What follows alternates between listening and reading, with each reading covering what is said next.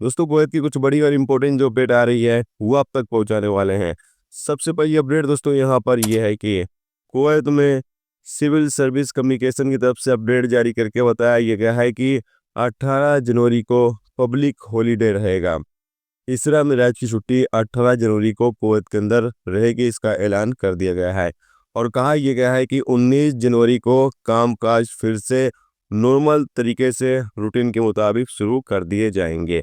इसके अलावा अगली अपडेट यह है कि कुवैत मिनिस्ट्री ऑफ इंटीरियर ने वाजे किया है कि नए रेजिडेंस कानून के तहत रेजिडेंस फीस से कोई छूट नहीं है। इस बात पर जोर देते हुए कि सोशल मीडिया पर एक खबर चल रही, इसमें कहा यह जा रहा है कि नए रेजिडेंस कानून के तहत रेजिडेंस फीस में छूट दी जा रही है हुकूमत तरफ से। जबकि यहाँ पर बताया गया है कि खबर जो चल रही है इसमें कोई भी सच्चाई नहीं है।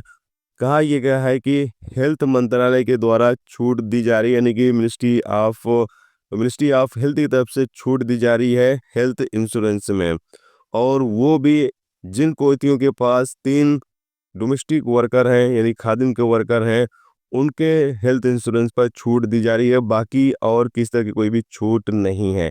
तो यहाँ पर कहा यह गया है कि जो भी खबर चलाएं, जो भी खबर सोशल मीडिया पर आती है उसको पहले देखें कि वो कहाँ से आ रही है कहाँ से नहीं आ रही, उसके बाद ही उस खबर को पब्लिक किया जाए। यानी अगर वो मिनिस्ट्री ऑफ इंटीरियर की तरफ से कहा गया है या फिर जो भी आधिकारिक वेबसाइट है हुकूमत की उनकी तरफ से अपडेट आई है तब तो उसको बताया जाए, नहीं तो उसको बताया बिल्कुल भी ना जाए।